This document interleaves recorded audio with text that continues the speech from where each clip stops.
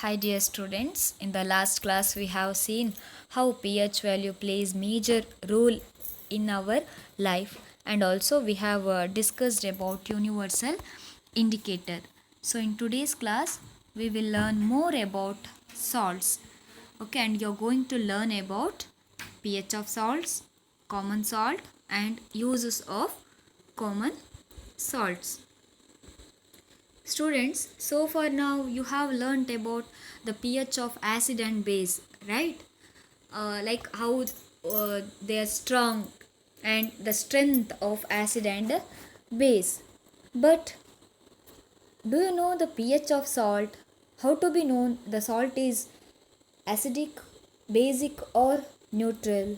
So how will you guess the pH of salt solutions? So before that, you must know who are the parents of these salts. Now consider sodium chloride.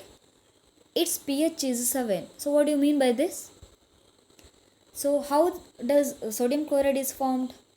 It is formed by the reaction between hydrochloric acid and sodium hydroxide. Right? When HCl and NaOH react with each other, it gives sodium chloride and water as a product. Now, this hydrochloric acid and sodium hydroxide both are strong, isn't it? Hydrochloric acid also strong, sodium hydroxide also strong. What do you mean by this? The strong acid or bases are nothing but they completely dissociates in a aqueous solution. They dissociates completely in a water, isn't it? So both are strong, hence its pH value is 7. That means sodium chloride is neutral in nature. Now the next one, that is ammonium chloride. So if you see the pH of ammonium chloride, it is less than 7. That is how ammonium chloride is formed. It is formed by the combination of hydrochloric acid and ammonium hydroxide. Now in this case, hydrochloric acid is stronger than ammonium hydroxide. Hence, this salt, that is ammonium chloride, is acidic salt because here the acid is the stronger than base. So its pH value also less than 7. Similarly, the third salt, that is sodium acetate, it is formed by the combination of acetic acid and sodium hydroxide. Now, compared to acetic acid, sodium hydroxide is strong. So, its pH value is greater than 7, indicates basic salt. Clear? And this is important topic. So, you must analyze the pH of salt through its parents. Okay? The next one, the common salt. Let us study more about the common salt.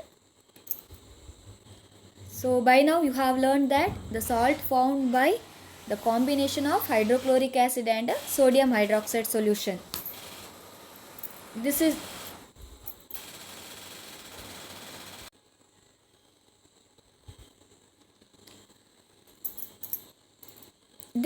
this is the salt that you use in a food, right? And it is neutral in nature. So seawater mainly consists salts, right? And deposits of solid salts are also found in several parts of the world. And these large crystals are often brown due to impurities. And this is called a rock salt. Now let's see the uses of common salt. So common salt is a raw material for chemicals such as sodium hydroxide, baking soda, that is sodium bicarbonate, washing soda, sodium carbonate, and bleaching powder. That means we can get all these chemicals from a common salt. Okay. So first one, preparation of sodium hydroxide. How do we get sodium hydroxide from a common salt? So from sodium chloride. So when you pass current to the brine solution, so what is brine? It is the aqueous solution of sodium chloride. That means, what do you mean by aqueous solution? It is a solution in which water is a solvent. So when sodium chloride dissolve in water, it becomes a brine. And when you pass current to the brine, it decomposes to form sodium hydroxide and chlorine gas and hydrogen gas. And this process is called chlor-alkali process, because the products formed here is sodium hydroxide, chlorine and hydrogen gas. That's what the process is called, chlor-alkali process. So when you pass current to the brine, here the compounds splits and forms a new compound.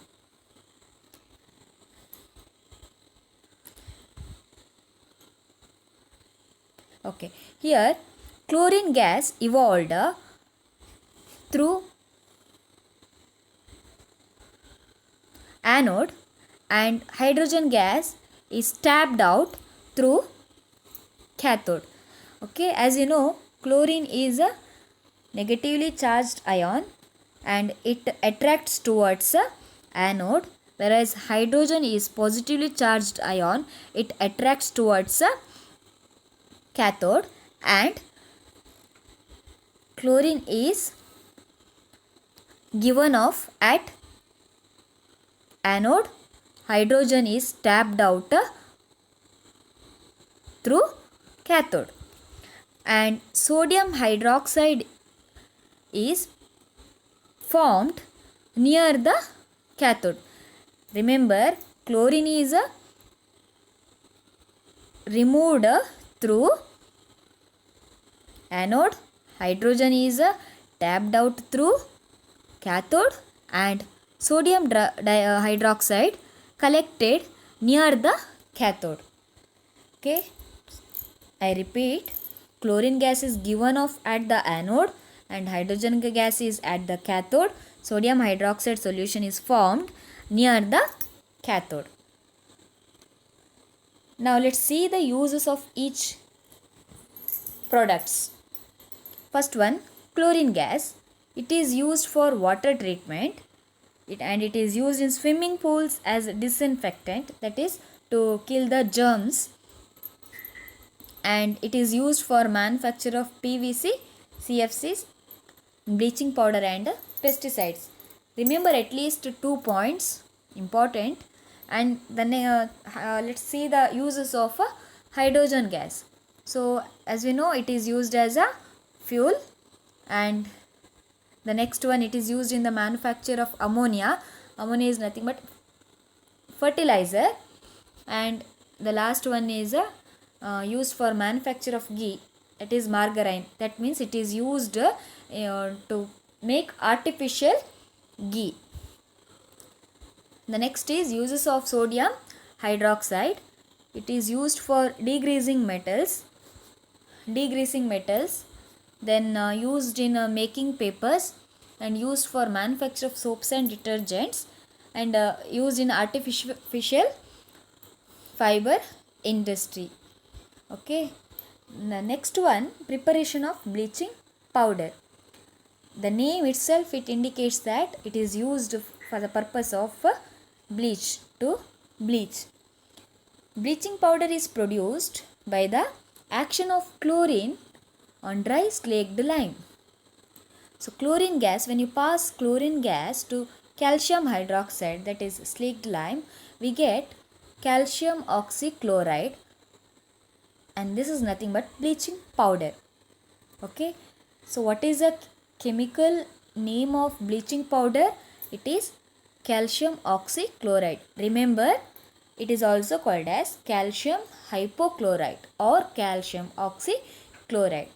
And this is the chemical formula, CaOCl2. So how do we prepare bleaching powder? By passing chlorine gas to calcium hydroxide. Okay, calcium hydroxide is nothing but slaked lime. What is the chemical formula of bleaching powder? It is CaOCl2 and its chemical name is calcium oxychloride. Yes, let's see the uses of bleaching powder. It is used for bleaching cotton and linen in the textile industry, bleaching wood pulp in paper factories, bleaching washed clothes in laundry, and it is used as an oxidizing agent in many chemical industries.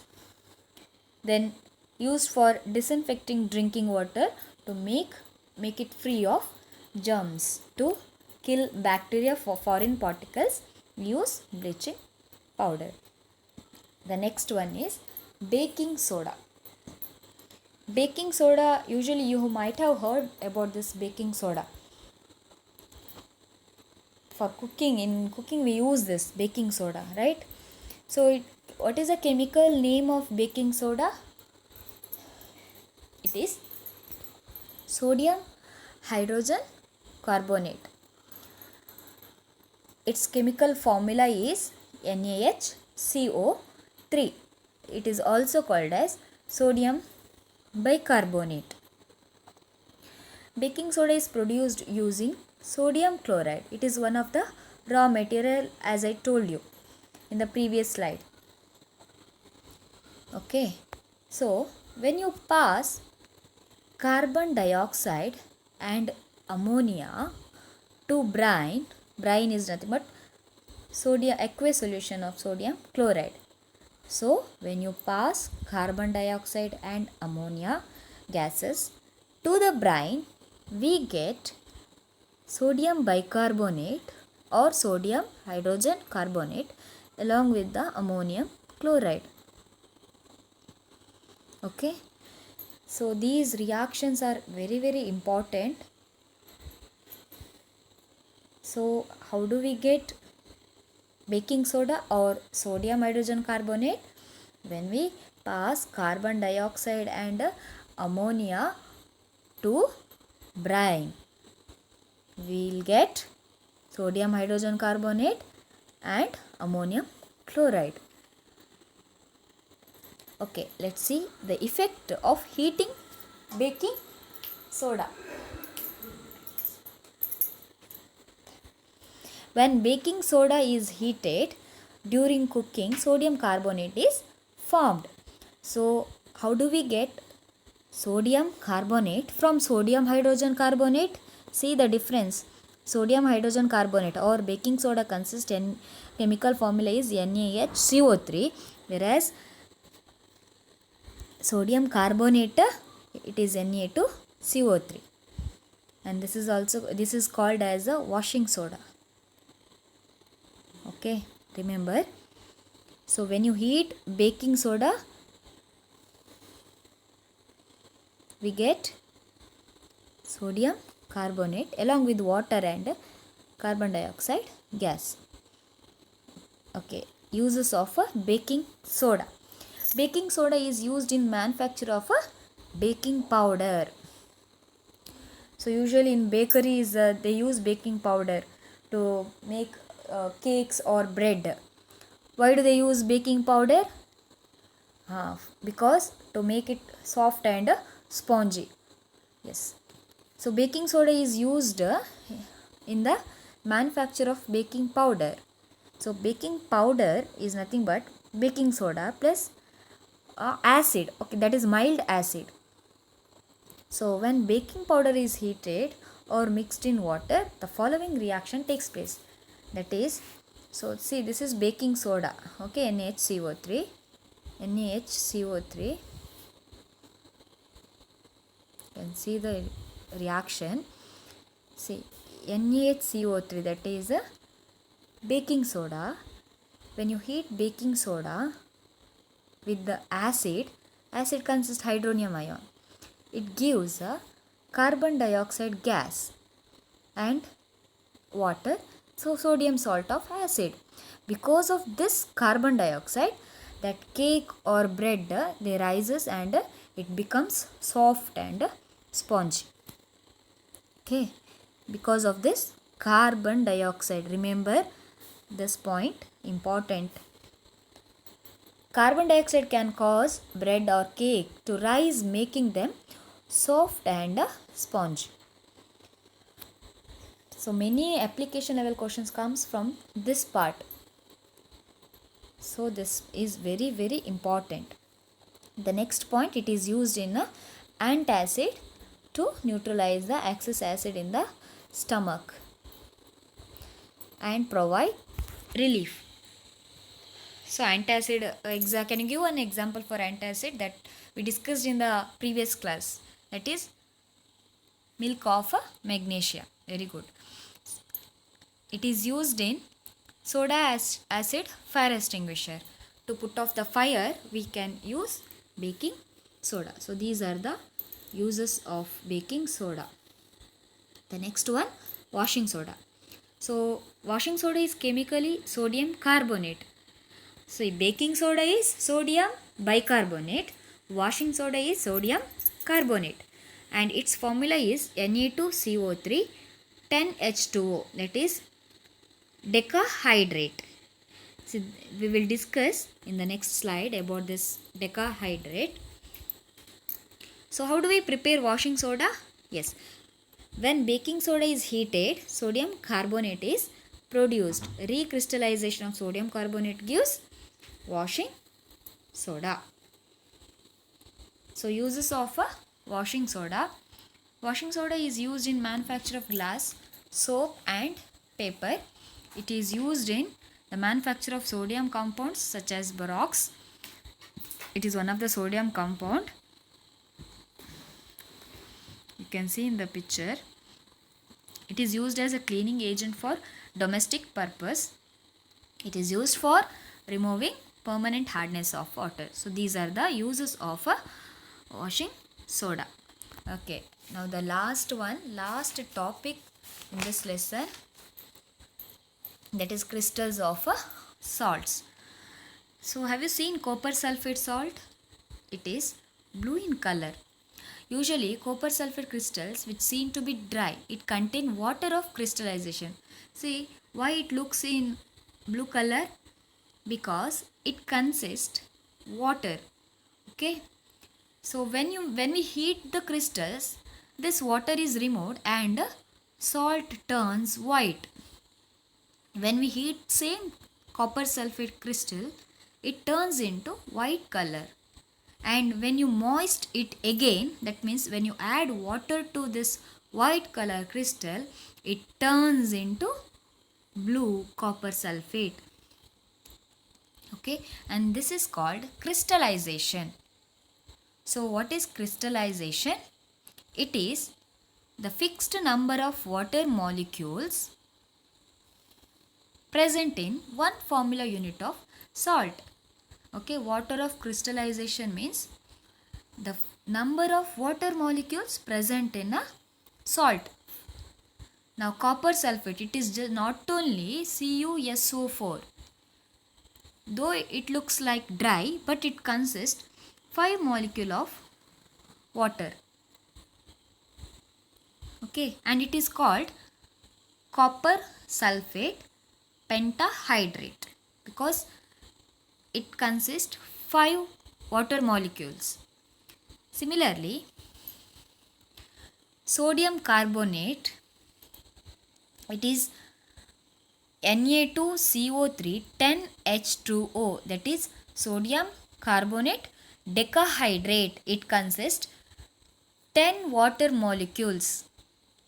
Okay, 1 unit of salt consists 10 water molecules. So it is called sodium carbonate decahydrate. If you write only Na2CO3, that is wrong. Actually, the sodium carbonate, the molecular formula of sodium carbonate is Na2CO3 10H2O. The next one is gypsum. Gypsum, its chemical name is CaSO4 2H2O, that is calcium sulfate dihydrate. Okay, see, this is copper sulfate, this is calcium sulfate, don't get confused. Gypsum is calcium sulfate dihydrate, copper sulfate is copper sulfate CuSO4 5 pentahydrate. Okay, so now let's see the plaster of Paris. What is this plaster of Paris? On heating gypsum, that is calcium sulfate dihydrate, it loses water molecules and becomes calcium sulfate hemihydrate.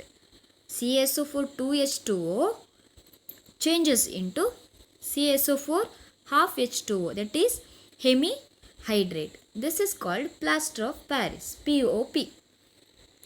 Okay, and plaster of Paris is white powder, and on mixing with water it changes to gypsum again. You understood?